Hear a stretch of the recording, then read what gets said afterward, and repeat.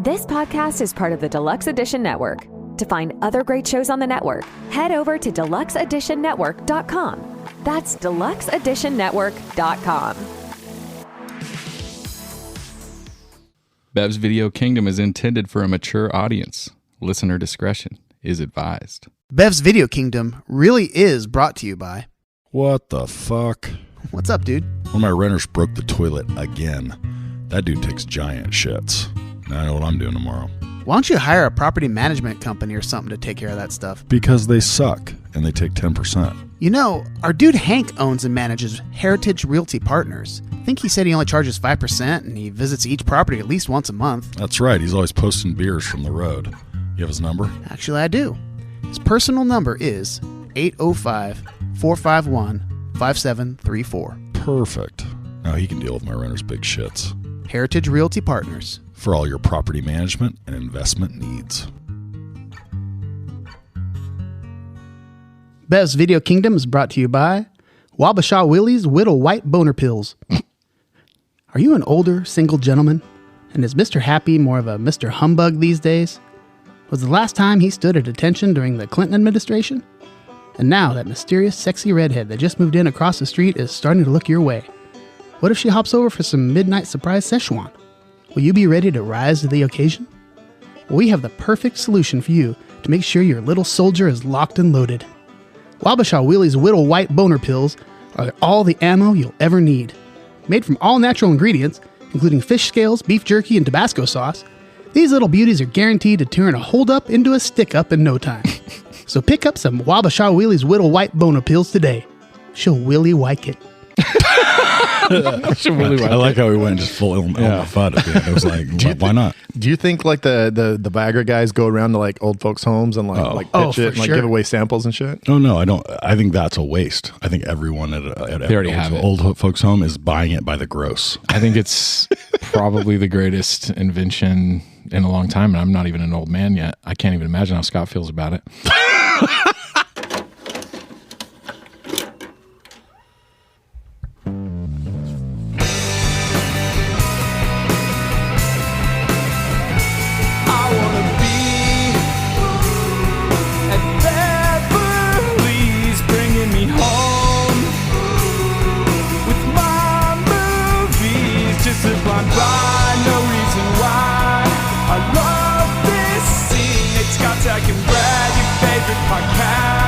Let's start this thing.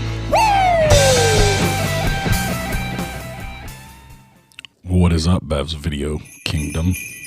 Oh shit! Are you Santa Brad? Santa Brad. Santa Brad is in the building. Ho, ho, ho. He's got his hat on and everything. He does. He's wearing a Santa hat. That's actually awesome. Well, this begins our month of movies. We're going to skip a draft, and we're going to do 3 movies in a row to celebrate the beginning of winter and Christmassy stuff. I got a feeling some of you are going to be pissed off. Like, I only listen to the draft episodes, so fuck you guys. No, I don't think those we people love exist. you. And you guys should go back and re-listen to your favorite draft. Oh, yeah, that's good. That is a good call. Yeah. I do that every once in a while and I'm like, holy shit, I don't remember saying that at all. I remember that one time when I never did that. I never listened to episodes. I definitely at one point listened to some older episodes and I was like, oh, what am I saying? Holy shit. It is recorded for posterity, you know. Yes. All right. It's always there. Future generations. Can I tell a little story before we start? Can we say what movie it is? Yeah, I'm going to. Oh, no, you can say it. You can say No, what you movie go it ahead, is. please. All right. I have a small story, just very quickly. So today we are talking about grumpy old men.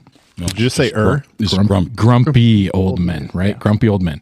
So I told my wife, she's like, what are you doing? I'm like, I'm watching Grumpy Old Men. She's like, what the fuck? Who picked that? Which one of the grumpy old men picked that? Nate or Scott? Was her response. That was me and Lisa are gonna have words. One is grumpy and one is old. That makes sense. About this. Yes, so it got to me. It got me to thinking about my grumpy old friends. And last time we did a podcast, we were here, and this movie really made me think about my grumpy old friend Scott. Because we were here doing a podcast and he kept checking his phone. And then we went for a break and I talked to him and he says, oh yeah, my girlfriend is coming into town and I'm going to meet her in the driveway. And I was like, she's been here before, right? And he's like, yeah, no, she's definitely been here before, but I always meet her in the driveway. So I go out there and I'm standing out there with him and he's standing in the driveway and he's got his phone and he goes, you're going to see something really embarrassing right now. And we can cut this from the pod if you want, Scott. But he says, you're going to see something really embarrassing right now. And I said, what am I going to see? And he says, I always do a happy dance when she drives down the driveway. Oh, that's so awesome. And not only did Scott do a happy dance, she drove down the driveway. She got out. She's very beautiful and very cool and very awesome. And she gave him a big hug and they had a moment in the driveway. And I was like, this is how I felt watching Grumpy Old Men. Oh. And I know that's like a backhanded compliment. Yeah, you were like, because you're old, but you found love, and I love it. And I thought you were going to be like, he's going to see him really kind of embarrassing right now, and then he was just going to like get his dick out and walk. I was helicopter in. I wave her in. I wag her in. He's like at an airport, flashlight. I love that. No, that was a true story, and I made a note. I said I'm going to hijack the beginning of the podcast to tell this sweet story about Scott and his girlfriend. So there you go, folks. A little insight into Scotchback. So in case you hadn't guessed, we're doing Grumpy Old Men. The Grumpier Old Men is the sequel, which is also good. But we're doing Grumpy Old Men. It's not really a Christmas movie. It's kind of it has Thanksgiving and Christmas in it. Right. It's a holiday movie. I'd say it's a holiday movie. Yeah. There's snow everywhere. But I think of it as like a quintessential winter movie. Like sometimes I want to think about what is a winter movie if I'm going to go, to a cabin in the snow or something like that. And it's like this is on the list. And Empire Strikes Back for me. Yeah. For good winter movies, right, Brad? Those are the best. This one, what are the there's some hockey ones like Mystery Alaska, Mighty Ducks. Winter one. Anytime there's like people that are really cold the whole movie, that's kind of a good winter one. Right. I was going to say an old hockey movie. A lot of people know about Rob Lowe and Youngblood. This is the classic hockey film. That is old. Yeah. Youngblood the rapper. No, Youngblood the hockey player. Oh, if you're going for a lot of snow, you could always watch, Alive. Oh, okay. It's a good one. That's really gets me festive. Oh, I love that. I haven't seen that. Is that a Thanksgiving movie too? I never watched that. They definitely have a feast. Yeah. You're thinking about eating a soccer team. I like to watch that at World Cup time. Anyway. Your World Cup. Shit. Anyway, so we're doing Grumpy Old Men. This was kind of I guess I would say this is mine and Scott's pick together. Yeah, you were right to think that it was one of us. Yeah. Because it was both of us. Lisa, you can suck it. And then she was also just trying to take a jab at both of you, and I think it worked. Yeah. She did. And she didn't plan on me telling you both on the podcast, though, I bet. So Scott and I kind of actually just recently it came up. This movie came up, and he was kind of like, "I love that movie," and I was like, "I love that movie." And so we had a moment of we kind of connected and like did a dance together and stuff, and we about this movie, and so we decided to make this our third for the sort of holiday triple. So this is a movie that I watched a lot when it was fairly new. So like it comes out in '93. I feel like this was a big, like, I'm on cable movie, right? Like, wasn't it always on, like, TNT or something? Maybe. It's on a lot. I have it on Blu-ray and DVD. Oh, no shit. Yeah, I had it on DVD. I mean, I didn't have cable growing up. So this wasn't a movie that I the whole experience of watching things on cable, even on premium cable, is really like an experience that was pretty much maybe happened, 10 years ago before everything went streaming. They probably would have edited a lot of the old man's funny jokes and not made it as good. People would ask Nate if he had cable and be like, "Only in my pants." Yeah. I said that. I did. I'm not embarrassed about it either. That thick cable. Though. It's that old. Yeah. It's that old thick cable. Anyway, so I watched this one a lot, on VHS and then on DVD. Probably its first 10 years. It's out in '93, and I loved it. I liked the sequel, but I hadn't probably watched it in close to 20 years. I'd bet. Oh wow. Okay. I mean, maybe 15, but it had been a really long time. Certainly since I ran all the way through it, and I thought it held up better than most movies that I haven't seen in that long. When I say held up, I just mean like the jokes still hit the same way that they hit then.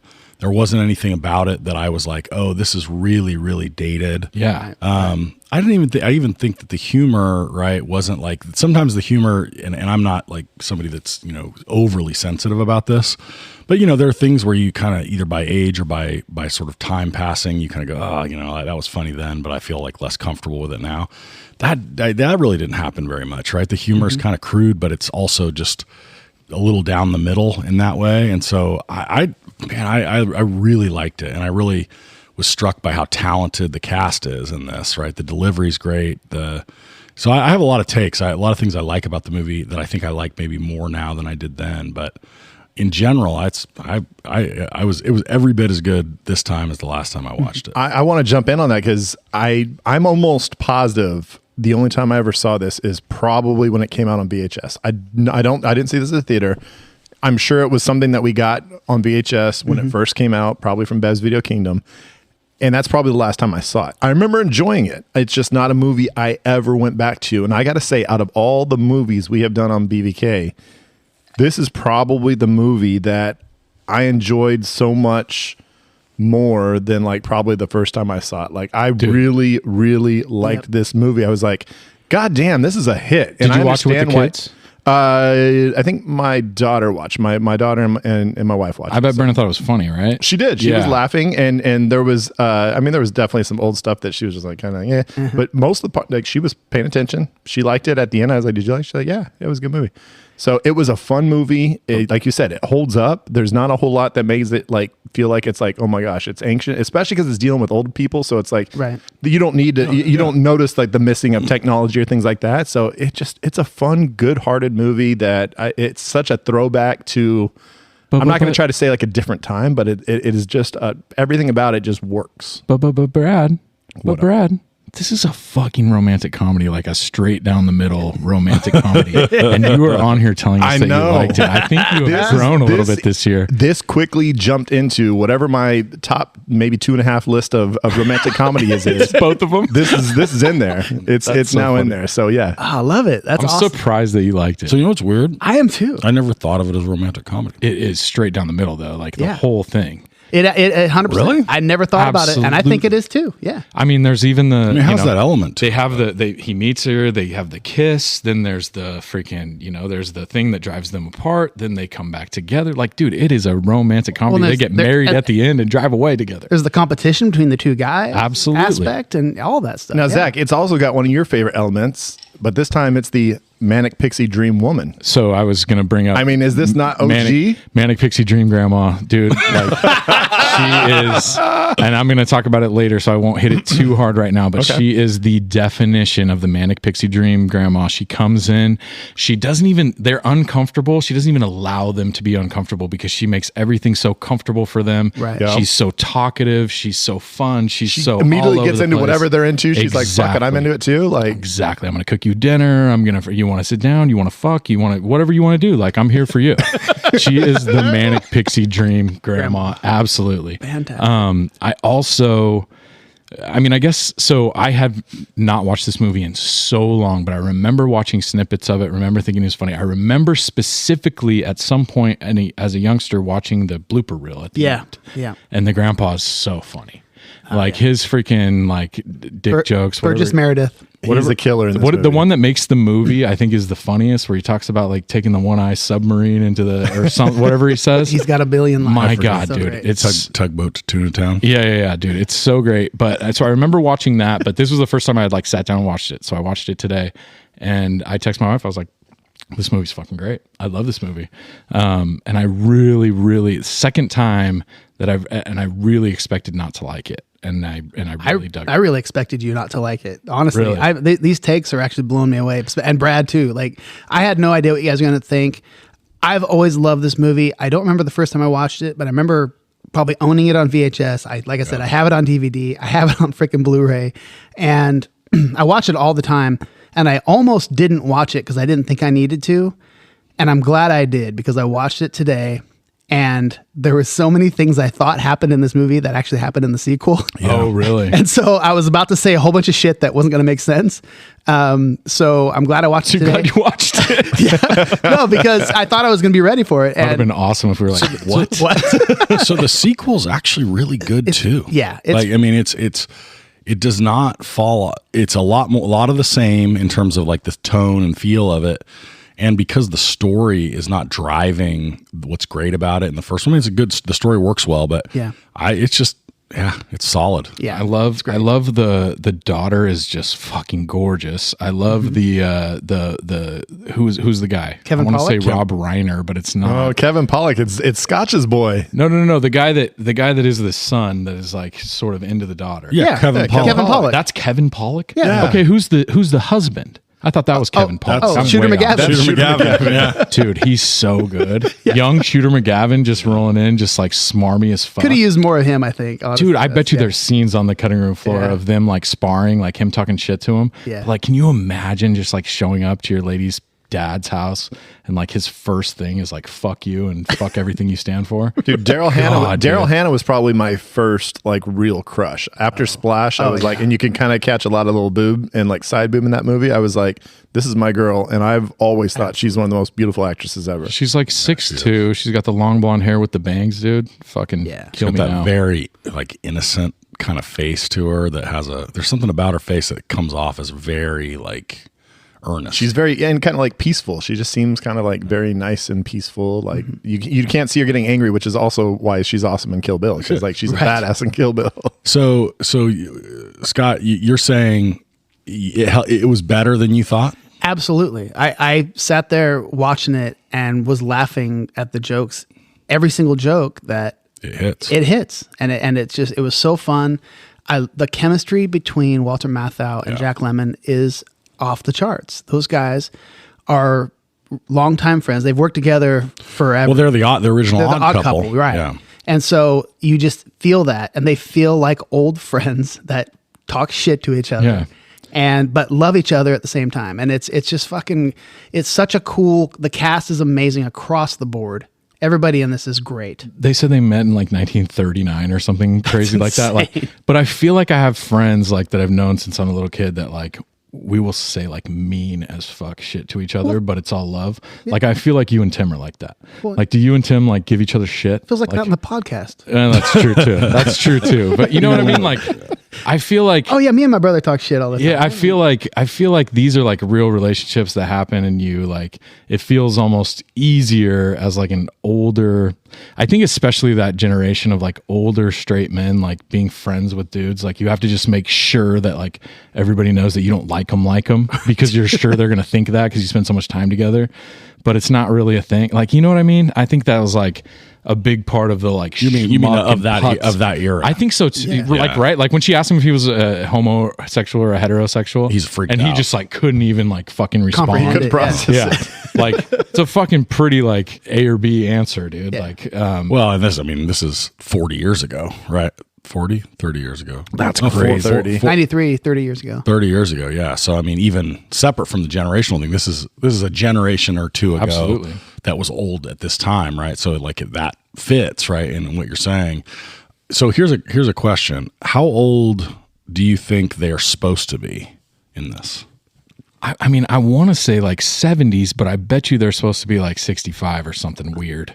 Do they ever actually declare it? Like, No. Well, so there's one story where Burgess Meredith is talking to Jack Lemmon, and he's telling the story, and he's like, and then one day you turn around, you're not 81 anymore. So he's got to be in his 90s. So he at one point says he's 94. Yeah. when Yeah. he's smoking. So that would put them in the probably so they got to be their early 70s. early 70s or late 60s. Because Yeah, people had okay. kids at 20 then. So I think Lemon is actually 68 in this, and I think Matthau is 73. I think. 73. Yeah, I think Lemon looks a lot better than Matthau does. Matthau Well, looks like Mathau's he's always been kinda living looked hard. I mean, I don't know him. That's just from Mathau's anywhere. look. That's his That's look. his leg. Yeah, he All just I know has him that as look. is Dennis the Menace. He is, looked 63 when he was 35. Yeah, so they're around the ages they're supposed to be. How old do you think Anne Margaret is supposed to be in this? Now he says I'm way older than you at one point, so that got me thinking, like, because I know I looked up the real different the age gap, but it's like he at one point says I'm way. So how old older do you than think she's so supposed to be? 60 Like to six- his 71 Yeah, that's to his 72. Yeah, that sounds about right. She's 52 Yeah, in real life in this. in this. Oh wow. As the actress was 52 52 or 53. She's born in 46. Okay, so the actress, but they never officially declare how old she but I'm is in the saying movie. the actress, and I think she's made to look like she's supposed to be A little older than she actually is. I don't think they're talking 20-year difference. Yeah, I think No, it's supposed to be like I think it's she's supposed to be like be- a 10-year difference. I'd say she's maybe. supposed to be 60, 61. Yeah. Right. Young enough to be where they're like unsure if they're okay to go after her. Like I think there's like a moment where they're like, he even says, he's like, you're too young for me. Like that's a thing that he could throw out there. If it was 20 years, it would have already She been. could be supposed to be 58 or 59, right? Like Absolutely. maybe that. 12-year difference, whatever it is. So I know you'll all be surprised to hear this. I want to challenge just a little bit the straight call that the straight up, like characterization of this as a rom-com. I think that a big part of this movie is about the relationship that we're just talking about, right? Like, and it's an interesting one because the two main characters they don't start out the movie as friends, right? They're not, so the kind of like ribbing they're giving each other is sort of coming from a place of being, having animosity because of this sort of old grudge. But a lot of the movie for me is really about the relationship between the men in this movie. Right. And like, That to me, that to me, that is what these movies are about. and maybe secondarily, it's about what it means, like a real-ish picture of what it looks like to be an older person that isn't the sort of stereotype of younger people interacting with older people, right? So like we have this idea that older people somehow are, when as young as even sort of middle-aged people, certainly young adults or children, old people are gentle and they're kind and they're grandparents, right? And like you kind of have this like Because that's the stereotype. show they put on for you when you go see them, right? It's the show because there's a generational and there's a, some of it is a generational thing, right? There's a, like of that era, people would have been thought to be more sort of like buttoned up a little bit. And partly it's just because of the dynamic. But I mean, I really think that the older I get, the more I'm like, yeah, that's what I'm going to be like when I'm 70.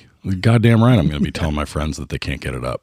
Like 100%. you know what I mean? Oh, Like yeah. no question that I'm going to be like giving everybody, giving them shit about different things and swearing and, like Telling Brad he never catches big fish and shit. yeah, and throwing fish in the back of his car and trying to bang the new chick in the neighborhood. I definitely think that this is one of the reasons we kind of dig it is I think we all aspire to that. Like I want to be. I mean, if I am a widower or whatever, like I feel like I'm going to be out there trying to sling it around a little bit. Like I'm going to be like take that tugboat to Tuna Town. It's not just like go hang out time. It's hey, who's out there and who's available. I think it's a pretty like cool window into like grandparents, if that makes sense. And what I mean by that is that like as a kid, they're only there when you're there. And they're only those you people don't see that when their you're there, real life. like what do they do day to day, like for the month that you're in school and you don't see them? You know what I mean? This is Like, exactly the realization like your kids have when they all of a sudden get to be in their early 20s into their 20s and they're like, oh, my parents are people, right? Like, we had that experience and our kids are having this experience now as they get older. And it's kind of like, you forget, right? But your grandparents are people too, right? And and I've had some like friendships with a few people that were older that, in that age range, and I've gotten to know them well enough where I'm like, oh yeah, you're just a dude, like I'm a dude, but you're 30 years older than me. I agree with that. As long as you meet them in a situation where they feel comfortable like talking to you, or if you can have like a one-on-one conversation, like, but if it's with like someone where you're like with their granddaughter all the time, they're not going to have those conversations with you, right? Like, yeah. But you can't convince me though that my grandma just didn't. Anytime she was not around us grandkids, that she wasn't just sitting at home looking in like picture books of us. Like honestly, that's kind of what I imagined as a little kid. Like that she's just whenever we're waiting not there, for you to come she's just back, waiting for the next time we come. Honestly, that's the way it feels. I met your grandma, and I think that's probably true because there was a lot of little grandchildren to come around, and she was definitely if it's the same one I'm thinking of.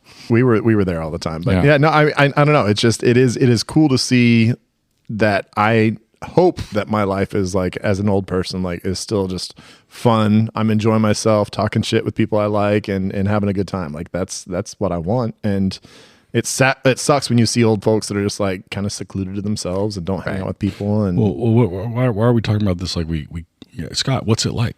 Yeah, you're like the most Can't believe it took this long. active AARP member I know. Sons of bitches. I can't. I don't even have a retort, and I should, because I should have known that this whole fucking episode is going to be about me and being old and like, yeah, whatever, fuck off. Hey, if it makes you feel better, I'm fucking think your old life is pretty dope, dude. Like, Dude, you I'm have a doing life. pretty damn well right doing now. well. Let's be honest. Playing shows, you're on a hit podcast, you got a hot girlfriend, dude. Like, you're doing pretty good. Yeah. Lots of fucking walnuts. It's good to be old. Dude, when I walked in today, he was cranking out the chorus of a brand new cover that he's learning. And Yeah. it was badass. Oh, what? Can you excited. tell us? You got to come see me, man. It's secret. Little- But the little harmonization secret. works perfect. For It was pretty fucking badass. I just stumbled across this song, which actually was pretty exciting. So I'm stoked. All right. Well, let's move on and see what everybody's drinking, and then we'll talk to a hypothetical director. Pull up a chair and grab yourself a drink. We'll hypothesize what directors think. Maybe sometimes get a guess. Makes us look good. Let's drink, laugh, and pretend we know what we're doing. Drinking with the director, brought to you by Last Call Brewing. Our boy Hank hit me up on Instagram today and was like, I just watched Midsummer for the first time last night. Still processing. ... And I was like, hell yeah, brother.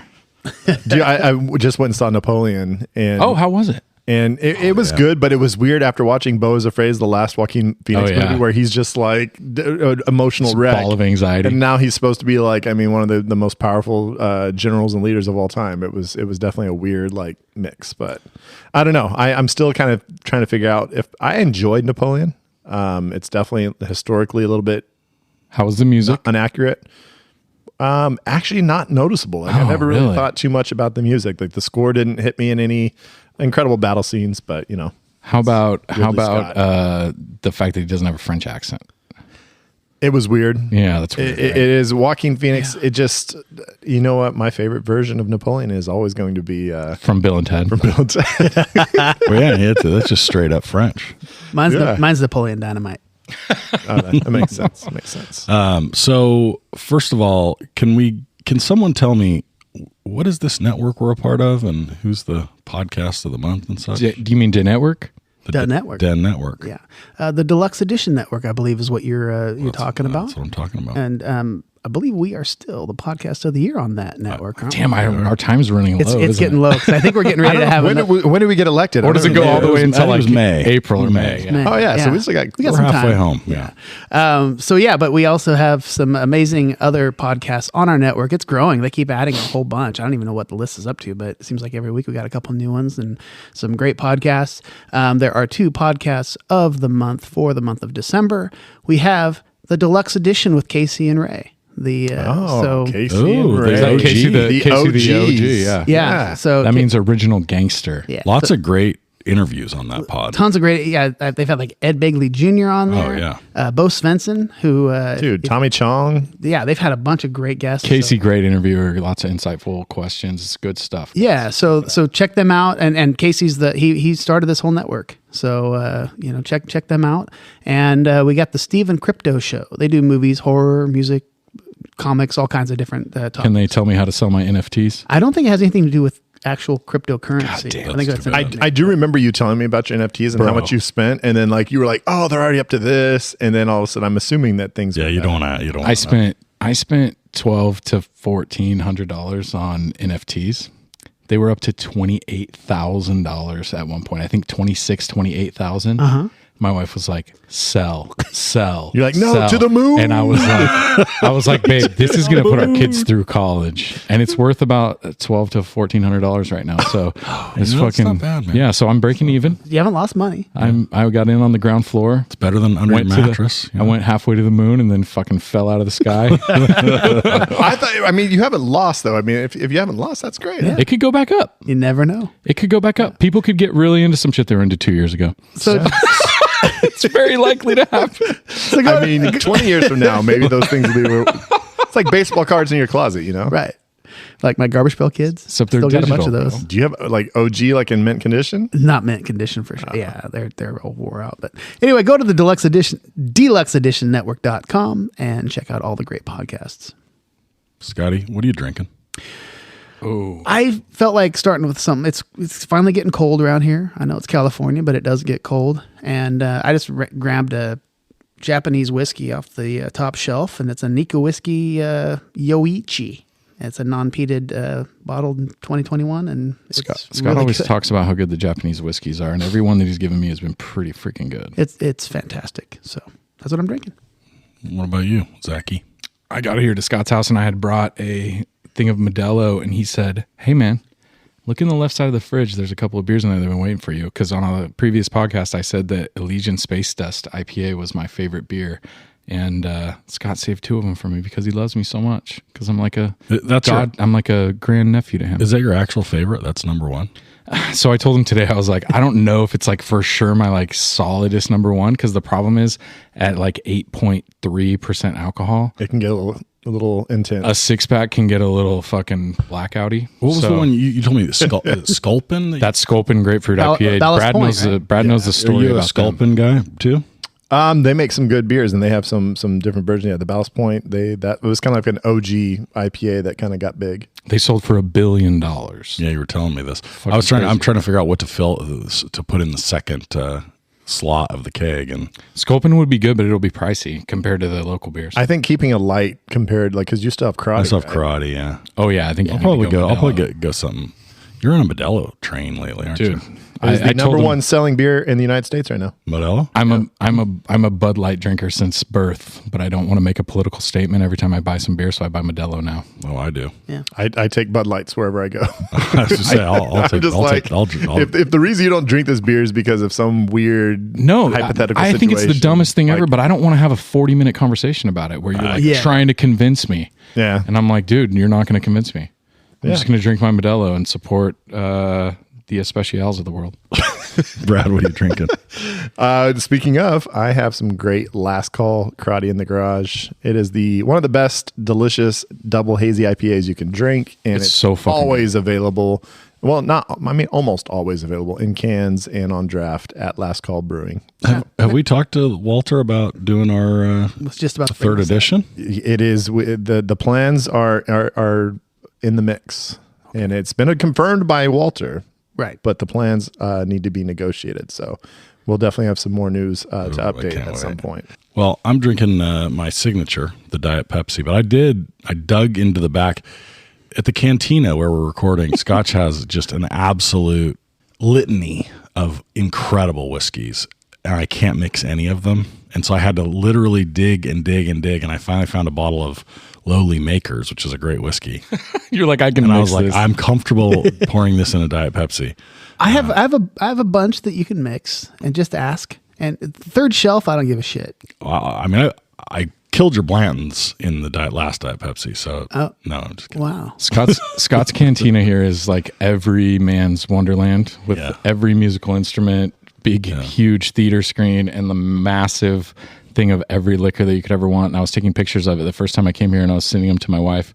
She goes, "How hard is your dick right now?" Literally holding up the end of Scott's bar here.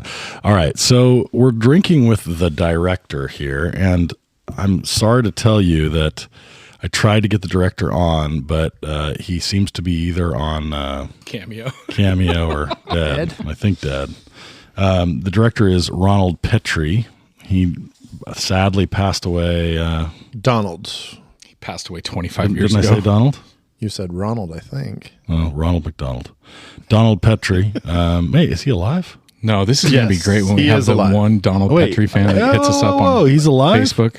He's alive? He is alive. He's got upcoming projects, homie. Oh, well, shit. I He did this movie when he was 14. I was dude. sure that he was dead, but okay. Anyway, so we're asking we're asking Donald some questions about grumpy old men. What do you want to know? I've got the best question. I mean, the one question that came out of this movie for me, and I will take it to the table and we can all discuss and we can decide what the director thinks. Okay, you guys ready? Mm-hmm. Better orgasm, question mark. This is my note. Better orgasm, question mark. A 15-year-old boy who's never had sex, or a grown man who's had a bunch of sex but hasn't had sex in 15 years? Both of them are going to have sex with a woman and have an orgasm. Which orgasm is better? The guy that has never done it and he's about to have one, or the guy that has done it, know what it's like, and hasn't done it in 15 years? 100% the guy who has not done it in 15 years. I'm with and you here's on why. Because the kid, there's so much extra emotion and nerves going on your first nut. Like, it's just like, it's chaotic. This guy's like, he knows what he's looking for. He knows what's coming. And he's just going to be like, hey, I've been looking forward to this moment for a while. Let's go. Yeah. He knows what's coming. You agree? So- Scotty? To the moon. Scotty's got a opinion. I think so. For some reason, the story popped up in my brain, and It popped up. my brother's probably listening, and I might get this wrong, but my dad used to tell me this story about one of the uncles. So my dad had all these great uncles that worked on the ranch, and kind of like my education growing up on the ranch. That's where I learned all my cuss words. Apparently, I was the kid that taught all the cuss words, all the rest of the kids in elementary school, and I didn't even know this till I got older. But so there was always one of the uncles. I can't remember which one it was, but he was talking to one of the younger kids that was working out there, and somehow they were talking about coming for the first time. This is a younger kid. This is back a long time ago, probably back in the 70s, and he described it to the kid. It's gonna feel like a covey of quails coming out of your end of your penis. A covey. A covey of quails. And so I my new always heard band this name. story. So apparently he's just trying to explain this to this boy, like, what's it gonna feel like? And that's how apparently it feels like. A covey of quails. Covey of quails, which I thought was a pretty good explanation. I don't know enough about birds. I don't think that's a bad one. But yeah, I think consensus, the guy that knows what it feels like and hasn't felt that for 15 years. And well, I mean, how often do you think he's still jacking it every now and then? as an Doesn't older matter. man? Gotta be. Yeah, I mean, he has to be. Yeah, right? you got it. Either that or he's still having like old man wet dreams. probably. Yeah, but Oh, shit. Is old man wet dreams a thing? Oh, yeah. Jesus Christ. don't fucking look at me again, you sons of bitches. There little question marks went above all of our heads right then if you couldn't see it. And then we looked at Scotch like, I honestly thought there was going to be a lot more discussion about that, but I think across the board, we were like, Yeah. the guy that hasn't had sex in 15 years. Yeah. He said he hasn't had sex in 1978, and just to me, my mind just exploded in that Yeah. because I wasn't born yet. I mean, I got to think that like he's also he's experienced enough to know that like, you know, this chick, he's with this really hot chick that's Oh, yeah. yeah. I mean, this is Kinda best knows what case she's scenario doing. for this. Yeah. chick. Oh, yeah. Absolutely. I mean, this is somebody who is obviously done a lot of things, and she's very flirtatious and Right. a little wild. And I mean, he's probably like, holy shit. So you said something I want. So she's a great flirter. Right? That's something that she's peak flirt. Well, Anne Margaret is legendary. Like, she's kind of played that kind of role in a lot of movies over the years, and so she's kind of known as this kind of sexy, flirtatious person throughout the years. So she was perfect for this role. Yeah, and she's, you know, I mean, she has some roles back. I mean, if you look at some older pictures of her when she was in, you know, her younger years, Smoke Show. even then, she was Smoke, and she had a lot of very edgy roles. She's in Carnal Knowledge. Car Knowledge. I remember seeing. I told that story before on the pod. One thing I would ask the director is just to ask her, what the fuck's up with Anne-Margaret? Is it a Swedish thing, or like, what's the situation here that's her name? Probably a stage thing. Yeah. Try to I stand looked out on or her something. trivia though, and it didn't really say anything. It just said Anne-Margaret. So, She must have a last name that's No, it's just one of those two first names people. oh, she's like Pele? She's like Anne Margaret Yeah, Schwartz, Pele. but that's She not- was in Lonesome Dove. It's probably some Swedish name that's like impossible to say anyway. It's like a bunch of just gibberish letters Yeah. together. One question I would have is, like, as a director with this cast, how nerve-wracking would it be with as many older actors, Burgess Meredith especially, like, how nerve-wracking is it when you're filming this thing is like, dude, I hope these people make it through this film, because apparently at one point Walter Matthau got pneumonia when they were having like their fight scene, whatever. I guess it was like below zero when they did that fight scene, and he got pneumonia and was out for like 2 months. oh wow. And how on edge are you this whole time going, just let's get through this fucking film before anybody dies on us? And what's crazy is in Grumpier Old Men, Burgess Meredith actually had Alzheimer's, and they actually had to coach him through. That's the dad. That's the dad. Yeah, yeah. He's And great. and so the next film, he's even older, because there's a couple years after this. Yeah. And so they actually had to basically just drag him through the next movie. So, but yeah, that would be just so stressful, just knowing like these dudes are older and. Yeah. Well, especially Burgess Meredith. I mean, you know, yeah.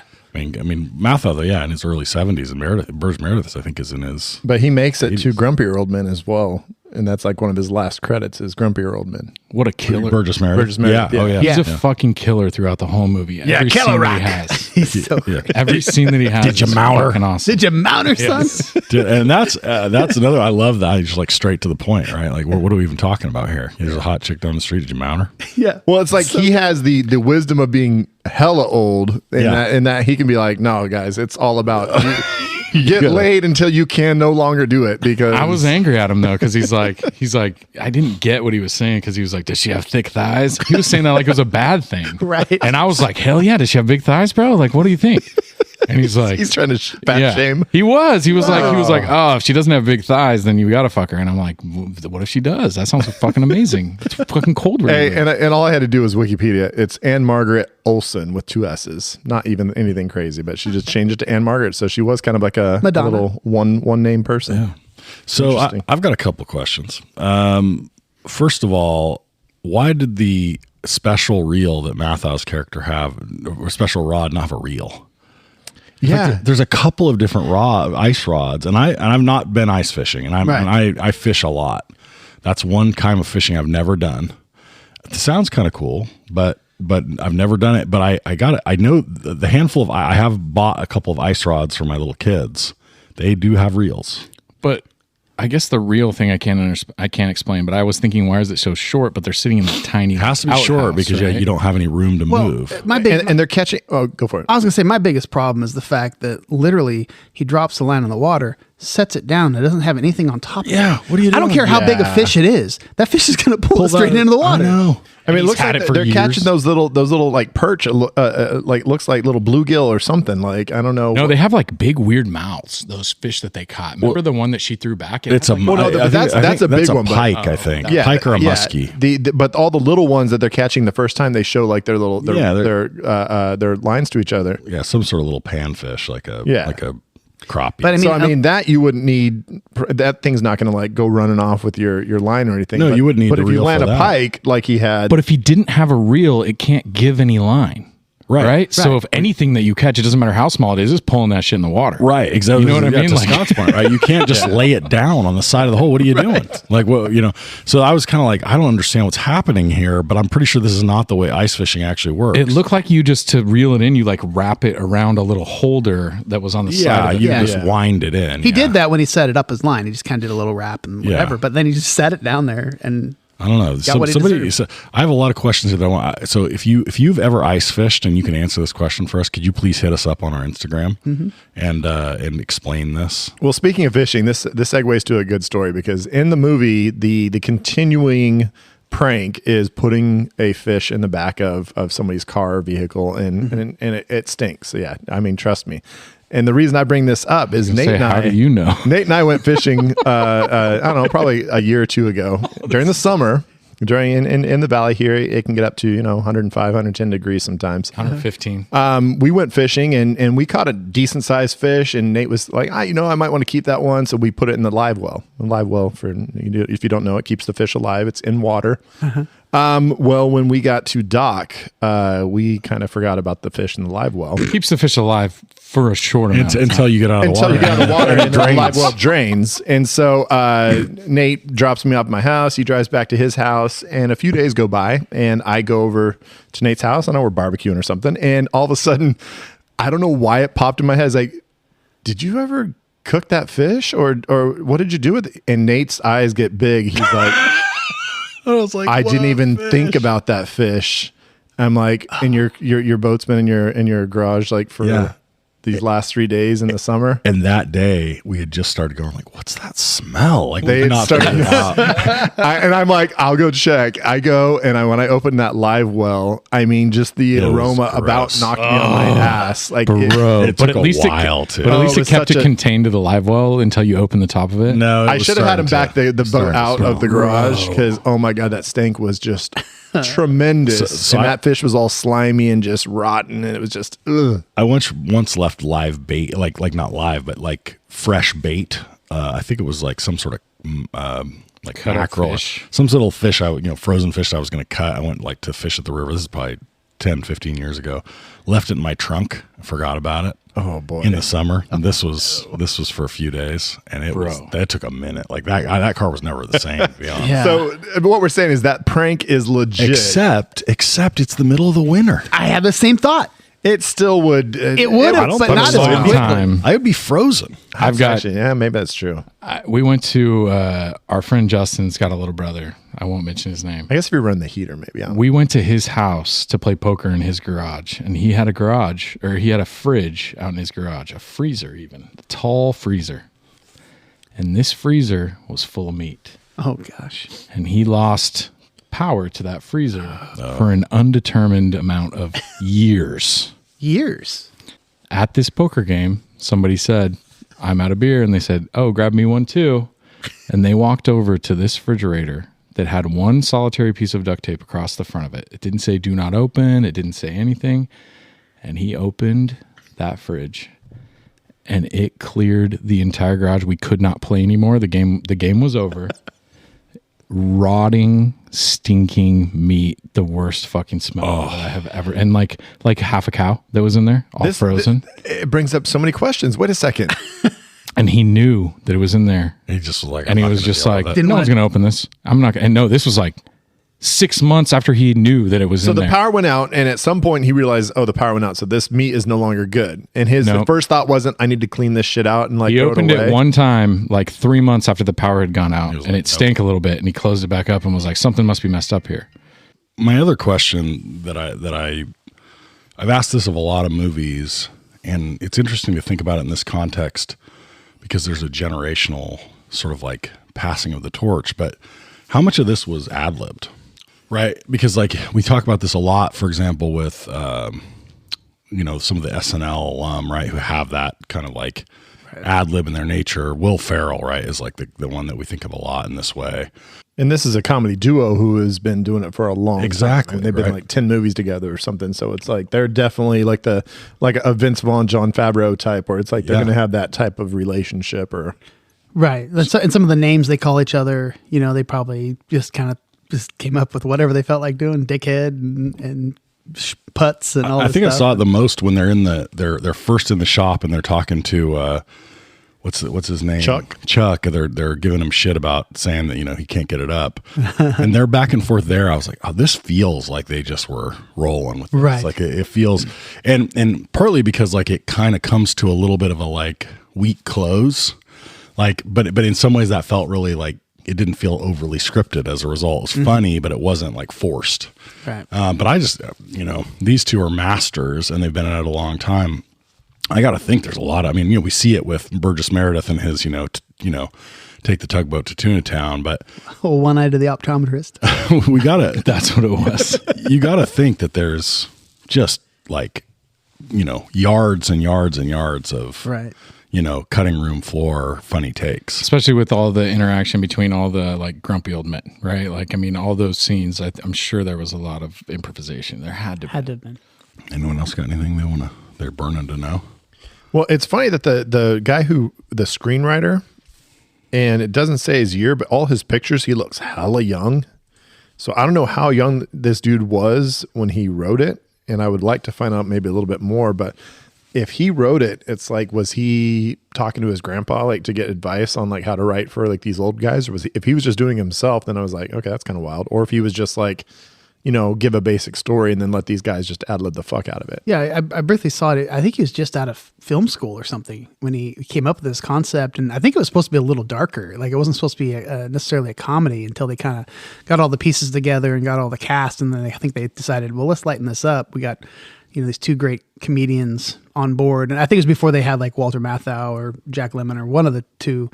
And I think it was supposed to be a little bit more of a serious, movie. So I wonder, that begs the question, like, did you set out to make a comedy, or were you out to make a romantic comedy, or what were they setting out to make here, and what did they end up with? I think I mean, it's just such a straightforward romantic comedy. I just can't help but think that they were like, we're going to make a romantic comedy for older generation and we're going to set it during the holidays. So you get like, it's kind of genius, really. Like, I mean, you have this whole, like, there was all these movies after this, like Old Dogs and Bucket List and like, even some action movies. Yeah, totally, dude. That are like, hey, we're going after your parents' parents here. Well, even lately they've had like 80 for Brady and like all these. Yeah, that just came out.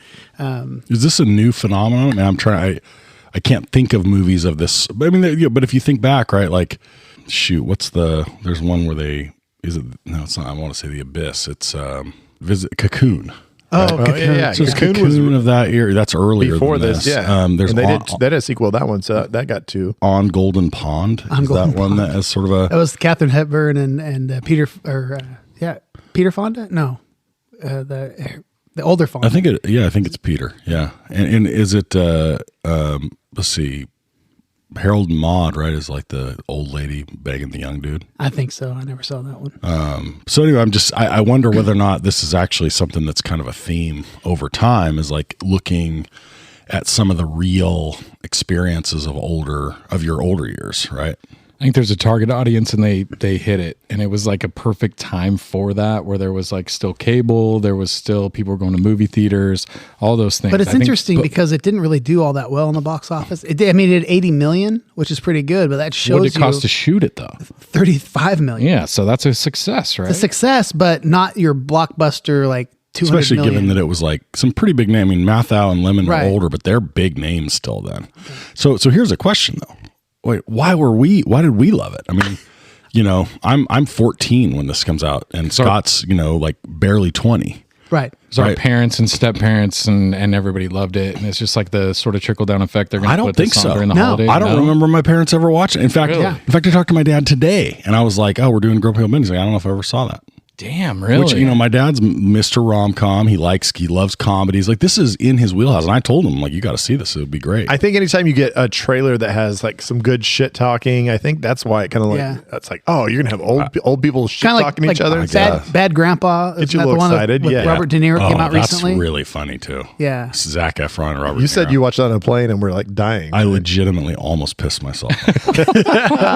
My wife and I both, we watched it together on this plane and like, it was just, we lost it. But it's a good point. I don't know why I watched this. I really don't. And because I know I watched it. Well, I know I watched it because I watched everything then. Yeah. But like, we were limited. But what I don't know is like, why did this become like one of my movies? Yeah. Like I loved it. Was it just because it's funny to watch old people cuss and maybe talk shit? Yeah, but did it become one of your movies? You didn't watch it for 20 years. It became, it became one. I mean, I watched a lot though in that 10-year period, right? And I don't know what happened, why I would have like retired it, so to speak, but I definitely would have thought of it for its first 10 years as the one that I was like one of my favorites.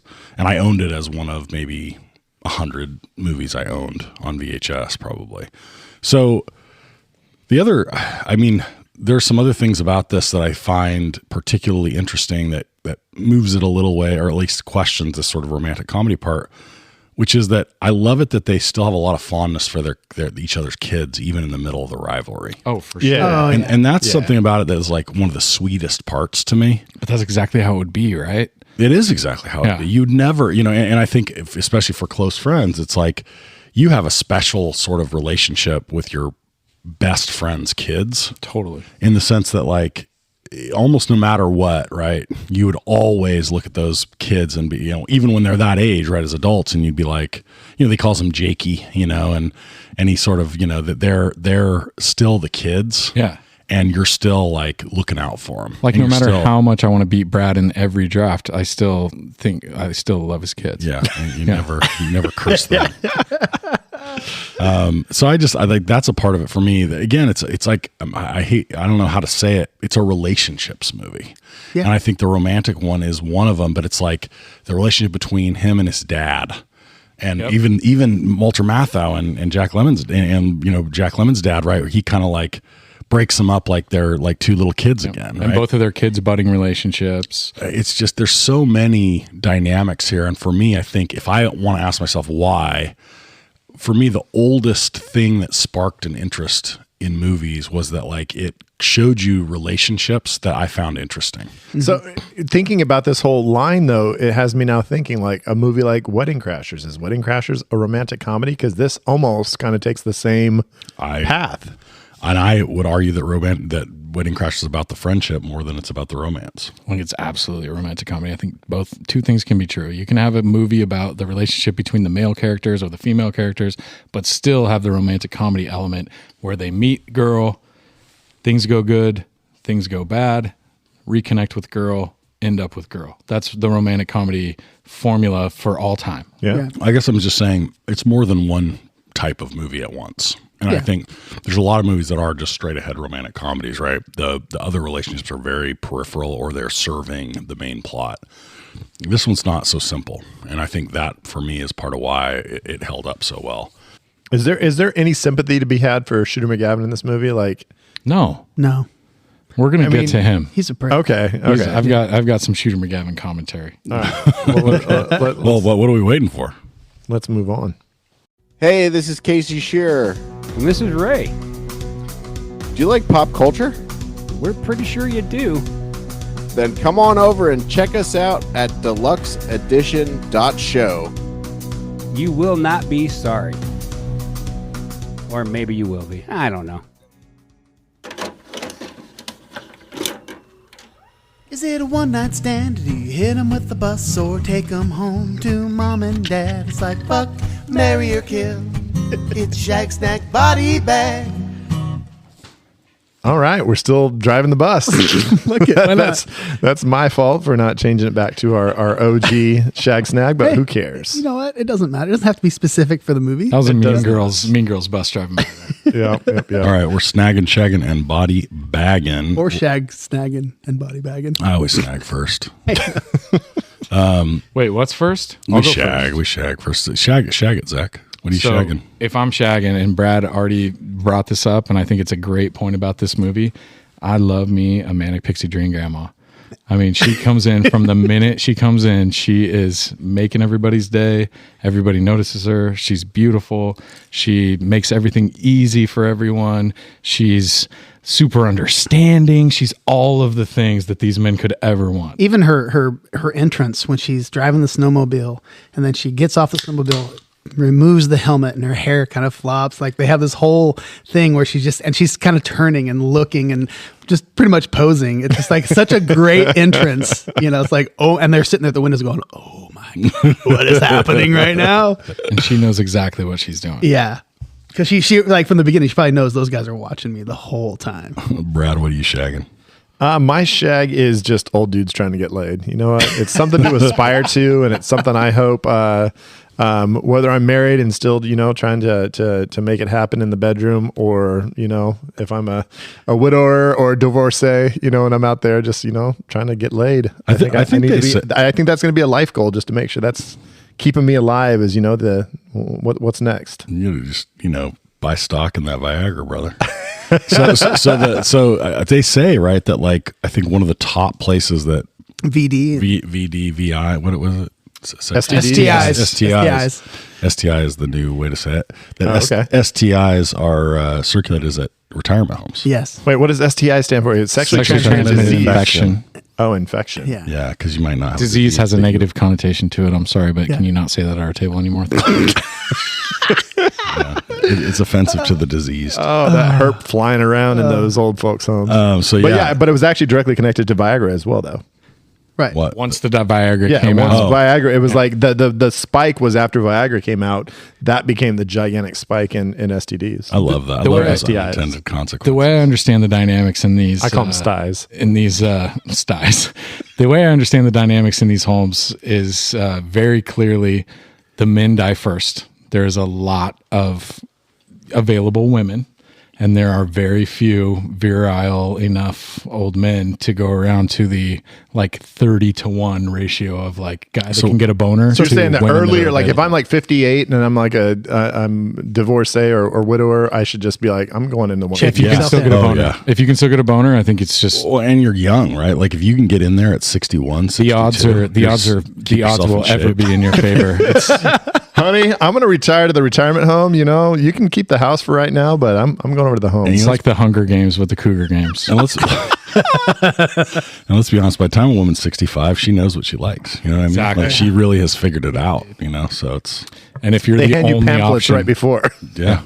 and if you're the only option, your odds go way up. But yeah, that's the dynamic in those places. And it's like Burgess Maris said, like, I'm 63. What do I care about having syphilis? You know what I mean? Yeah. 100%. And you can Not legit the be girl. like, I forgot that I fucked Meredith yesterday. And she's like, I get it. Yeah, I get that. Okay. You're off the hook, buddy. I'll forget about it too. Do you have to plan it out though? You have to have like your third floor girl, your second floor girl, yeah. like back in the dorms. I guarantee yeah. you it's exactly like that. There's some, but I feel like at that age, like people are just they've gone through so much. They're just like whatever. Like I can't get too worked up about this, right? Like I feel like people, you know, they kind of fuck around and have a heart attack. Yeah, that's exactly right. I think that's the way you would want to go out, isn't it? No, I'm saying them getting all stressed out about like, I think he's with another girl too. Yeah. Oh yeah, you can't. I think that's what happens. You can't let that stuff live rent free in your old heart.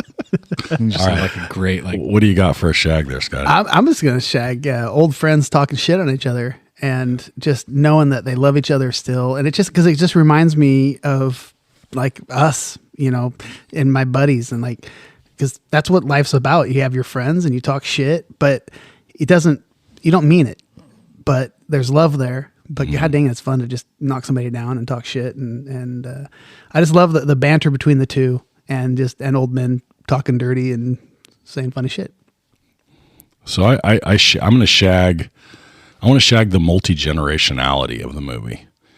So like there's meaningful relationships across 3 generations in the movie.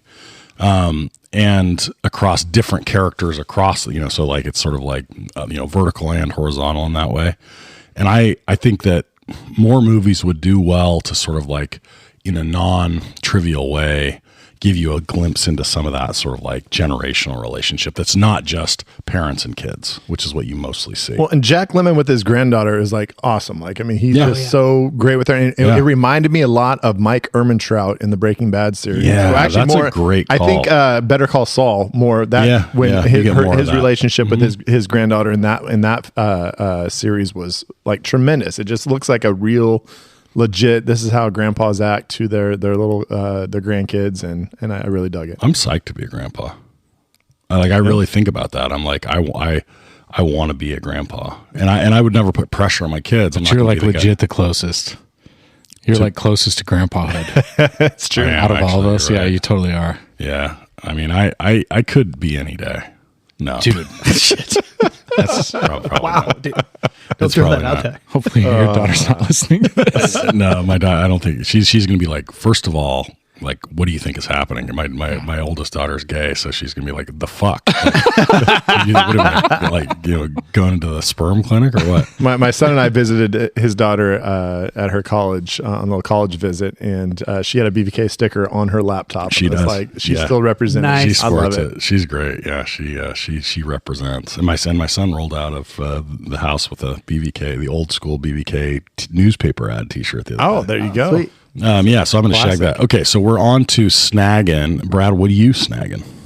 I'm going to snag, and it's something I've never done. And Nate, you mentioned you've never done. We've gone fishing quite a bit, and ice fishing looks kind of cool. It looks terrible. No, you get to decorate your little house. You're inside you put the whole on your time? music, and you're just kind of chilling. Yep. You got your little fridge, and I'm with you. maybe You're heating up a couple removing- little grilled cheese sandwiches. You're while you're removing sitting the there. part of fishing where you're like outdoors and like doing something. You're just sitting in a You're on little a house. fucking frozen lake. Of course, you got. Yeah, but you're like a block from your house in another little house that's shittier than your house. Can you catch a fucking fish in your floorboards? I would never want to. Like, I don't. Yeah, I mean, 'cause I'm kind of with you on that. were you like sitting there just kind of thinking, "Wow, man, I would have this in my little shanty." I would Oh do yeah, this. totally. For sure. Yeah. I've got some cool little things going on in there. It's like a tiny, cold man cave. yeah. Oh, absolutely. Like, I think that's the Yep. that's the feel of it. And he was watching the Minnesota North Stars on that shitty little TV That's he had right. with the antennas. Like, Yeah, was it'd be classic. cool. All I right, dug it. Scotty, what do you got? I'm going to snag outtakes at the end of movies. Man, They there's don't not do it as enough of often that. as they should. It is just, I mean, the outtakes in these are just so great. And yeah, if you watch this and didn't stick around for the outtakes, then you missed almost probably the best part of the movie. There's just so many great lines, So fun. especially when you can tell one of those guys dropped the line, and then they bust each other's balls in real life because they fucked up the line. Yeah. That shit is so great. And then, of course, all the Burgess Meredith, just those line after line after line. Is anybody snagging Burgess Meredith? I had but him as, we should. I had him as Good. my backup. Then there we go. Yeah. It was my backup too. So we got to get Burgess Meredith in this, and your whole little snag. Like, God, as just an older man, those lines are so heartfelt, Kills. and it's like he's got that goofy, like, is he all there or not? But like he just presents it so well, and he does a hell of a job. When he's giving it that whole pep talk about, the whole, does she have big thighs? That whole scene or whatever. Yeah. At one point, he's like, oh, what do you know? You're just a damn kid. He's like 70 years old. But to him, he's still a kid. You look around and all of a sudden you're not 81 anymore. What does he say? If I was your age, I'd be fucking. Mountain everything. So great. He's awesome. Doesn't he even want to take a hit at one point? He's like it doesn't he say like, Oh, send her to me. Yeah. Yeah. send it to me. He's good. Yeah. So snagging, I'm gonna snag, and it's just thoughts. The thought of not having sex for 15 years and then having that sex and having that orgasm with a girl that you think is super hot and all of the things. That feeling, and it always makes you think of Mallrats when he talks about Superman blowing her back out like a shotgun straight through her back. He blows a load like a shotgun straight through her back. Like Jack murdered her that evening. Like probably before it was probably some American Pie. Like before he even got in there, Yeah. he was probably like, "I'm good for round two. I got enough yeah. Viagra in me right now." Yeah. Like, let's I don't go. know. He probably pulled some shit, or like he's working muscles that he hasn't worked in a while. Like I feel like the risk for injury can always. Oh, be she bad. was on top for sure, right? He injured his. She pelvic had. floor. She was driving this cab. She was yeah. on it. That first She was time. driving this cab. I'm just saying. I shattered my hip fucking this girl last night. I mean, did you see him though in the next morning? Oh, he's so. I think he did like one of those those heel tap jumps. Yeah. like Dude, his moves were amazing. amazing. It's And, so great. and you know what? I believed every minute of it. I'm like, that's Absolutely. absolutely what it would be like. He would be just. I don't. I feel like he'd be sore. Like, fuck, I feel like I got ran over by a fucking pussy truck. I got to snag. Lemon and Matha. I mean, have to. they are the movie, and there's a lot of great actors in the movie. There's a lot of great writing, but at the end of the day, the two of them together and their ability to play off of each other and deliver lines the right way and react to each other, it takes this movie from being a really good movie to truly a great movie. And it's like when you said it earlier, Scott, you were sort of like talking about them having been in a lot of stuff together. It kind of reminded me of the Beatles. Like it's a little extreme, but like, you hear about the Beatles, right? Like it's performative because they're reacting to each other, and they played for so long, 8 hours a day in Hamburg for all these years. And so it's this idea that they, became so in tune with the way each other were going to respond. And you almost feel that where you're just like, I already know the way that he's going to deliver this. Because they were on the TV show together for years and years, right? Isn't that like the backstory? Well, they're not on the TV show. It's the movie The Odd Couple. Oh, but then they're in several other movies. So they've been doing the buddy comedy thing for a minute. For a long time. They're like they're like our stepbrother guys. Yeah, like Will Ferrell and John C. Reilly. They probably get together and they're like, we're gonna fucking play off of each other. It'd be like if those guys made a movie in 15 years. Dude, that's I'm with you, dude. I mean, I feel like there's a lot to be said for knowing your partner, right, in that type of setting. And each of them in their own right is great. I mean, they have a lot of things. Jack Lemmon especially, right, is a phenomenal actor and has a lot of serious roles that are really good. But the two of them together is just like it's home run. What's really just really cool. Something that I heard about was when they were getting ready to shoot this thing. Each one of them, their handlers wanted to make sure that they had a suite. So, Walter Matthau had his people. They wanted to get the best suite in town.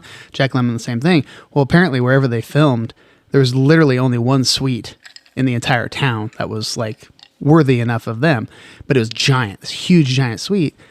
They actually booked it together, and so the Odd Couple got to stay together in this giant suite, one bedroom on this side, one bedroom on this side. They had a big common room, a big piano, and But that's got to be awesome. For how like great would that be? so fun. Yeah, dude. Like, Those parties were Yeah. probably fucking killer. amazing. Like, I guess this piano, like Jack Lemmon would sit there and just play piano, and they'd sing songs and whatever. Do you think either of them actually hooked up with Anne Margaret? Can we hope? I mean, I'd like Always hope. I hope. If I know anything about these guys, they were married to probably super hot, like 25-year-olds. I just like, so they do this, they do Grumpy Old Men, and then they're just like, fuck it, we're doing the Odd Couple 2, which they do even after Grumpy Old Men, and that's like kind of like their last little hurrah. But it makes me think, is like Vince Vaughn, John C. Reilly, are they gonna like in 15, 20 years, are they gonna like all of a sudden have their renaissance of You like mean Farrell and John C. Reilly? what did I say? Vince Vaughn. I was like, You're stepping, That's Will Ferrell and John C. Reilly. Like, are they going to have like their little renaissance later on? Like, are they going to be making movies in 15, 20 years Absolutely, where all but the I young think so. kids are like, oh shit, these guys are crazy. Like, I wonder what they were in. And like all of a sudden realizing that, oh no, these guys had this career way before. let's put a pin in that because I got it coming up later. Oh shit. all right. What are we body I've been bagging? stabbing it all into your takes tonight. I'll go first for body bag. My body bag is the guy that his work is so important that he's staying away from fucking Daryl Hannah for long nights. My God. And Shooter McGavin is like such a phenomenal douchebag. Like So good. And he doesn't even do much, but God, just everything about him oozes just schmarmy douchebag. And you're just like, I mean, she's a foot taller than the dude that's like trying to get with her, right? Kevin Pollak. And she's totally into it. Like he's such a douche that she's like, you're so terrible that I'm going to date a guy that's 5'6". So she says to Kevin Pollak at one point, you know, did you think I just accidentally left my curtains open? Dude. In the history of time, did any chick ever do that for real? Like, well, two things. One, did anyone ever actually be like, yeah, he's looking, I'm going to like give him a little show. If you are someone who did this, if you are a chick that did Please this, call in. Definitely need to know. send us on the Instas and tell us the story about like how you actually were like, I'm going to give him a peek. Because I don't think this really has, especially for like a girl that's like young, like high school, college age. I know for Nate's speaking from experience as someone that's peered into a lot of windows late at night, and they never like give you a show on purpose. They never do. You really have to like work to see the I love it. angles. That's like the creepiest thing that Zach's ever said on this pod, and it's awesome because you don't know if he's joking or if he's serious. It's obviously I a know, joke. but Can I real quick just want to say Shooter McGavin is Christopher McDonald. We haven't said his real name this whole time. He's fucking Shooter McGavin. can The guy I should know, just change his but- fucking and funny name. Little respect. and Shooter McGavin. I mean, Happy Gilmore comes out just like 2 years after this. Yeah. So it's pretty much contemporary Shooter. And the second question I have is, I mean, she says like, I knew you had a crush. Like, have you any of you guys ever had a like years later, someone be like, yeah, you know, I had a crush on you, and you were like, oh my God, that really happened. I would still die. I would be like, no, you didn't. I'm going to kill myself. I don't think so. No. No. We haven't, that just means none of us have glowed up enough to where the chick would admit that like, hey, I knew you had a crush on me and now I'm into it because now you're successful and beautiful. Yeah. You know what I'm saying? Yeah, I know We need to what work on our glow up game. All right. What are you body bagging, Scott? I'm going to body bag the fact that we lost all these amazing actors and they are literally in body bags. And we can't have any more movies with Literal them. body bags. Yeah. I mean, Damn, I what- thought Is that the first I was literal going dark. Is that the first literal body bag in a body bag? I mean, I want Burgess Meredith. I want Jack Lemmon, Walter Matthau. I want them all back to make another movie. I want. And Margaret's still kicking, and she her husband passed away recently. So Oh shit. Oh. Yeah, I want grumpiest old men, but it won't happen. Grumpiest old man would have been good. What's never explained to me, and we should have brought this up on the director, is that like she's a 65-year-old woman who's lost her husband. She's moving to buttfuck nowhere where there's fucking snow 24 hours a day. it says she's teaching teaching somewhere. something at a like the little state college nearby. Yeah, she's got some cool like classes she's getting to teach. Oh, Like she's got a little PhD in art history. Yeah, she's Got you. This all makes sense now.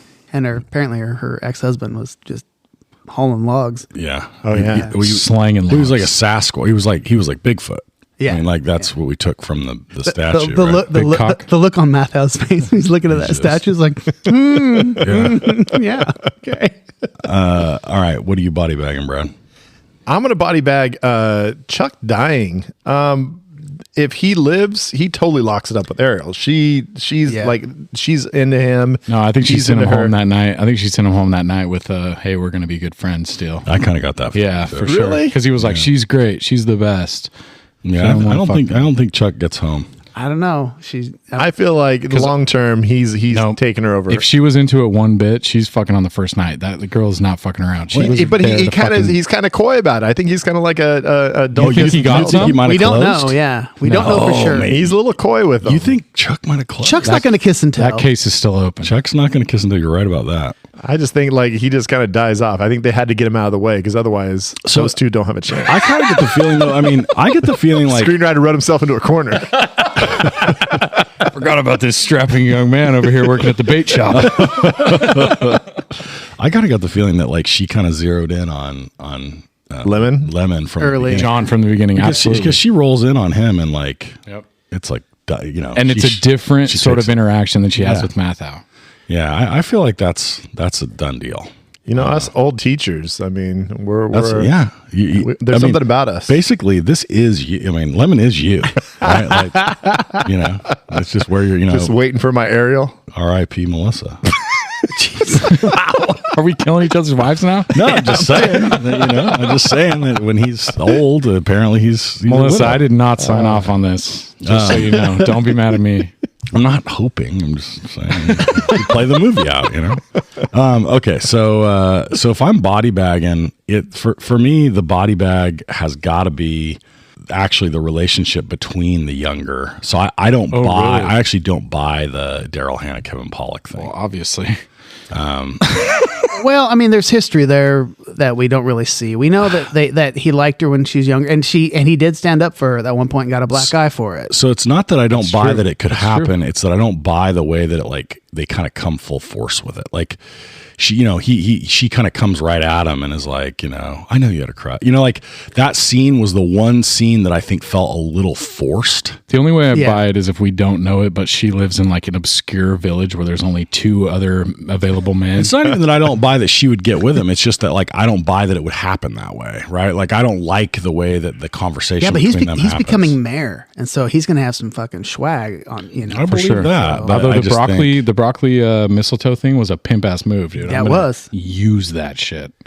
Use it right in front of Shooter McGavin. And Shooter McGavin's like, "Oh, you fucking around, huh?" Uh-huh. He knew exactly what was up, and he was like, "I do this every Thursday with one of my mistresses, so I totally get it." Dude, but how great was that? He's like, "You're next, big guy." Yeah, he had to try to. Like, that was a great save, though. That was a great save.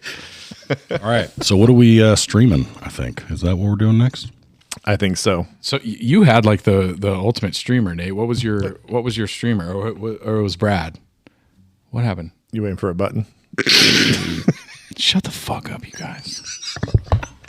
Crackle, Pluto, HBO, Fine Anime on Crunchyroll, Peacock, Hulu, Disney, Netflix, Tubi, Sling TV, Show with Fubo. What the fuck is Fubo? Sure, it'll cause a sensation. It's a streaming recommendation. Zach just left the room in like a fit. Look, you guys, it's only episode 148. Ski guys, I'm going here. Ski guys, good times. Nate, lead us off. What are you streaming here? Are you looking it up? Do I have to even say it? You're going to take it. I mean, it's the low hanging fruit. Somebody's got to take it. I got to take Grumpier Old Man. I mean, it's for me, it's 2 years later. It's one of the better sequels, I think, to movies that aren't. It's one of the better sequels, right? It's a low, really like under the radar one, but it's really good. It is just as funny. The new cast that comes on, Sophia Loren comes in and just smoke show, and so good. And Burgess Meredith again, even though again he had Alzheimer's and he obviously was getting coached through a lot of this, but he's so good in this one as well. Yep. And it's just a sweet movie and it's so good. Yeah, so Grumpy Old Men, maybe you and I can just co-sign that one. If you liked Grumpy Old Men, you have to, and you haven't seen it, you just have to see this one. It's on Pluto TV with ads. I definitely am going to co-sign on that. And the only thing I'm pretty proud of myself because I haven't brought it up yet, but I'm going to bring it up again during streaming. But it's an audiobook, How I Slept My Way to the Middle by Kevin Pollak. This is about the 50th time I've mentioned it. And there's so many great stories about the filming of this movie and Grumpy Old Man. Oh, he gets into it. That's where I found out about them sharing the suite. Oh, okay. And I gotta read that. Dude, it's so great. And because he was playing his son, so there's a lot of interaction between him and Walter Matthau. And there's a story about Walter Matthau who has this cassette tape of I think it's like Errol Flynn, and it's him. I guess he never used to cuss, and one day Errol Flynn sent him this tape of him calling this dirty horse race thing, and I'm not going to spoil it, but it's so fucking funny. It's so great. And there's just tons of great stories about this movie. So check out How I Slept My Way to the Middle by Kevin Pollak. And I'm going to say, if you are a Spotify listener for us and you have Spotify Premium, they just added audiobooks. No shit. Oh, really? I would check and see if that's available. So if you have Spotify Premium, you might be able to listen to that audiobook. If I have Spotify Premium, am I going to stop getting to listen to the commercials in the middle of one Spotify Premium is the most worth it money you'll our ever spend. podcast? No, like when I listen to Spotify streaming, is it going to take away No the commercials. Oh, if you're premium, yeah, absolutely. I pay $14. That's why I don't do it, because I really like the commercials. I pay $14.99 a month. It's the greatest money. We have the family plan, and all what my we have too. yeah, everybody's got their own little. Even my account parents have their own account. playlists and shit. It's awesome. Yeah. Brad, what are you going to stream? You know what? I'm going to go a little bit out of the box. I'm going to go out the toy box. I'm going to go with Toy Story. Oh my God. You know, it's got a little grumpy old men from the beginning. Does Woody and Buzz. Woody and Buzz are just, they're battling a little bit, and they learn to become friends. It's just, I don't know, it popped into my head just thinking of like their interactions and like their hatred for each other, but they learn to love each other. So, And I don't think I've watched it since around the time I watched this the first time. So. well, there's 4 parts for you to watch. I know. I only watched the first one. Go to number 3. Best movie of all time. 2's great. 3 is great. 4 is a movie. Okay. 4 I saw in the theater. I'll stop at 3. And Brad's description is very apt. It is a feature film. How they did, I mean, that's what pissed you off about Hollywood. When money gets dumped in people's laps and they're like, fuck it, we're going to do it. When Toy Story 3 was the absolute ideal ending for that series. And Should have just stopped right there. Some dumb motherfucker's like, nope, we got to pay for the Marvel kids. There will be another. Yeah, they'll probably do a 5. But yeah, Disney Plus, of course. Mm-hmm. Zach?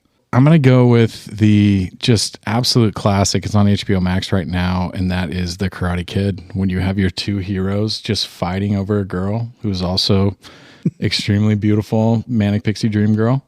We're going to go Daniel's son and who's my Johnny. dude? And Johnny. It's the same exact thing. And that leads to the series, right? Doesn't Cobra Kai kind of like is They the become continuation? buddies as they become old men. Then they still call each other putzes and all sorts of other cool words, but they're united. They're a united front. They're buddies for all time. So go watch Karate Kid. Go watch Cobra Kai. Absolute dog shit, but it's amazing and I love it so much. I lap it up all day long. It's dog shit, but you should watch it. Dude, Karate Kid is great, but Cobra Kai is such dog shit, and I have watched every season and just love every second of it. And my wife is like, "This is great!" Like she's into it too, and it's freaking just Power Rangers, but on Netflix. Popcorn TV. It's fucking great. All right. No jet wash for Maverick, Meg still on that goose stick. Iceberg list Titanic, Leo's drawing that nude shit. Jim fucks Nadia like we all thought he should. Ricky and Doughboy get the fuck out the hood. Luke hooks up with Leia just like he's intending. It's time for a reshelf and alternate endings. So I've got a couple of different alternate endings for this. Oh shit.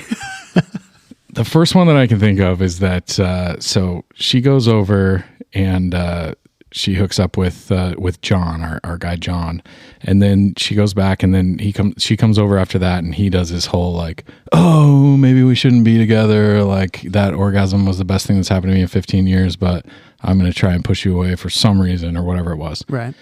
She's got to immediately. We're going to bring this movie into 2020. She's got to immediately go next door and fuck Walter Matthau, right? Like that is the way that it has to go. So our movie then splits off into she goes over and immediately fucks Walter Matthau. Now, Walter Matthau's a good like 6 inches taller than dude, got a big cock, right? And so she's coming back and she's talking about, there's no way she's going to like let him like live peacefully and not know the fact that she just fucked Walter Matthau. Okay. So we get like this whole like banter between her and him where he's like calling her names and things and she's telling him that his dick's small. And it's like this whole like back and forth, like grumpier old like people instead of grumpier old men between the woman and Jack Lemmon's character, right? Okay. And Mathau's just basking in all his glory, thinks he's fucking great. So then I think the way that it ends is that Matthau fucks up, but also at the same time, it's one of those classic, like, sort of like comedy troupe where there's two guys going for the same girl. They both act like such douchebags that she's like, I don't want to be with either of you. And then the movie ends with she's fucking the dad. She ends up with I like that. Right? She and Burge. She and the Burge. He's just in his little man cave, and it's just rocking. Exactly. And he's just like got a sign that says when the fucking ice shacks are racking, don't come a knocking or whatever it is. So and it just like ends with like his smile, and then it like zooms out of his smile, and you see her just kind of riding, and then like it goes away. I'm thinking if the shanties drop, if the shanties Shake. popping, the panties dropping. There you go. I like it. So my second thing that I think is something that we don't always do, but I think that there should be a sequel to this movie it's just Grumpy Old Men, the reboot, and we already talked all about it. John C. Reilly and Will Ferrell they're probably in their solid 50s right now, right? So we're talking maybe, we'll get them to 71. Okay. They'll still be around. They'll be old.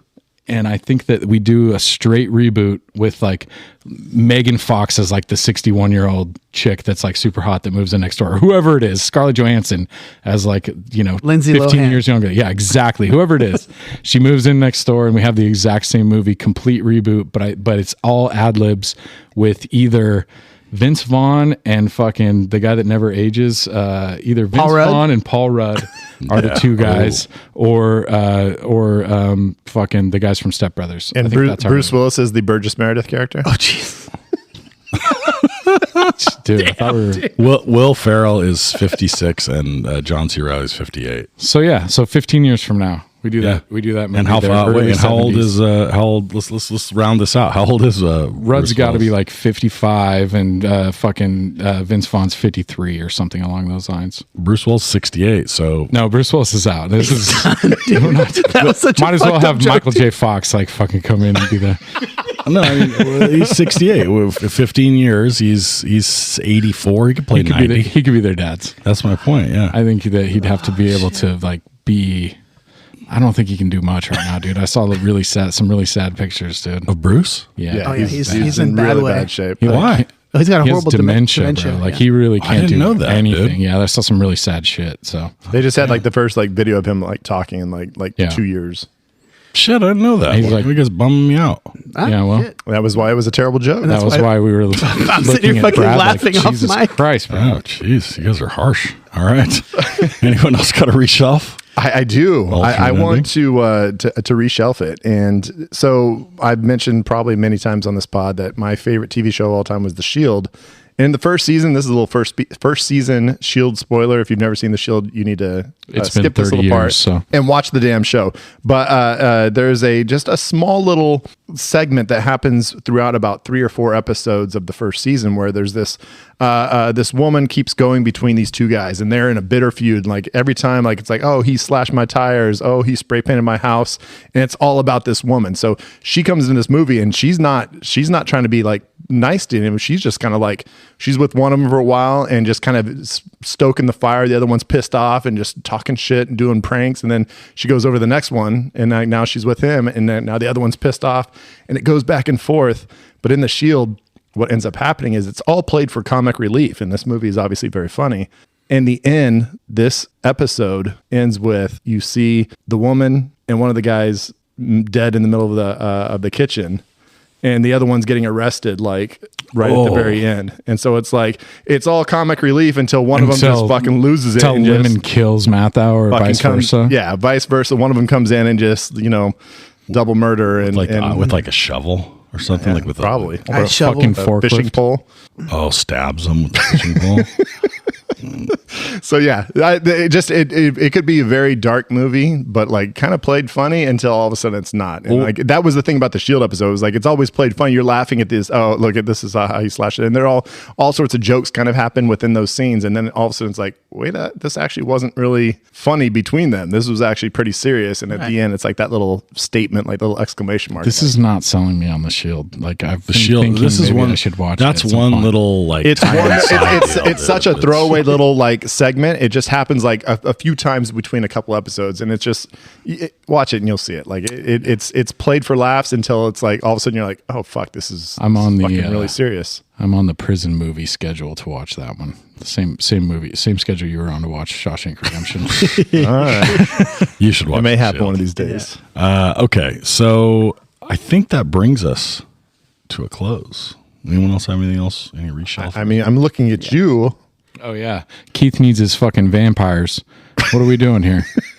Well, isn't it obvious? It's been so many episodes and we've never not done a vampire. She's one. the We can't vampire. Stop now. Shooter McGavin's a vampire? Oh, she's got to be the vampire. She's got to be the for sure. vampire.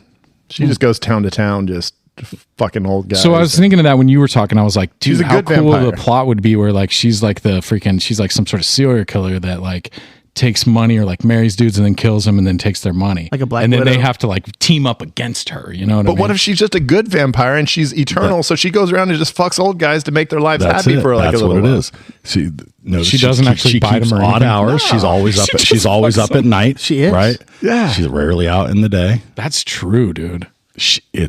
But she's a good vampire. She's like a day walker. Yeah. So it's She finds old guys that she kind of investigates. She's like, oh, these guys have a feud. I want to end their feud. And, I'm going to probably fuck a couple of them too. And it's that Can we end with a bikini fight with Daryl Hannah? I'm just throwing it out there. dude. Daryl Hannah versus Versus Anne Margaret. Man Margaret. I'm in. Fight to the death with wooden stakes. Go ahead, Scott. I cut you off. No, I was just I really didn't have much to add other than the fact that instead of like sucking her blood and giving eternal life, she does it with her pussy, and it's like she gives eternal life through fucking them, and that's She's got vampire teeth on her poonie. right. there it is. Also just That's claps the in. twist. Oh, no. Yeah, that's the twist. Now we're going. Yeah, now she's not a good vampire Because anymore. it's actually genius. All the blood's down there because of all the Viagra. And like then fucking, she knows. she knows where to get it. It's Buy- the yeah. freshest blood. God, this is actually. I'm thinking we got a movie here. grumpy guys. old vampires till dawn. Brad, cut this out. Cut this out. We're gonna make a movie. I'm working on the script right now. I don't want to give away our shit. Just let AI listen to that conversation and tell it to write a movie script. So we've talked a lot about Will Ferrell as a possible part of a future grumpy old man duo. Mm-hmm. But before we got there, we got us some Elf. Next week, we're going to dive into the first of two dedicated Christmas movies, and we're going to do Elf. It's kind of a long time coming. What Christmas movies have we done? We've done Home Alone. Christmas Vacation, Home Alone, Die Hard, Die Hard, Four Christmases. Four Christmases, Gremlins, Gremlins, I think that's it.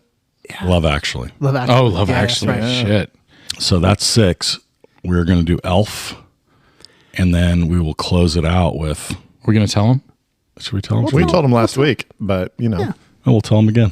We're going to do a Christmas story finally. Yeah. Oh, we told him already. Arguably, this might circle out. This might close out like the classics. There's only one other one that I'll discuss that like we might argue is like a top 5, top 6 contender. Muppets.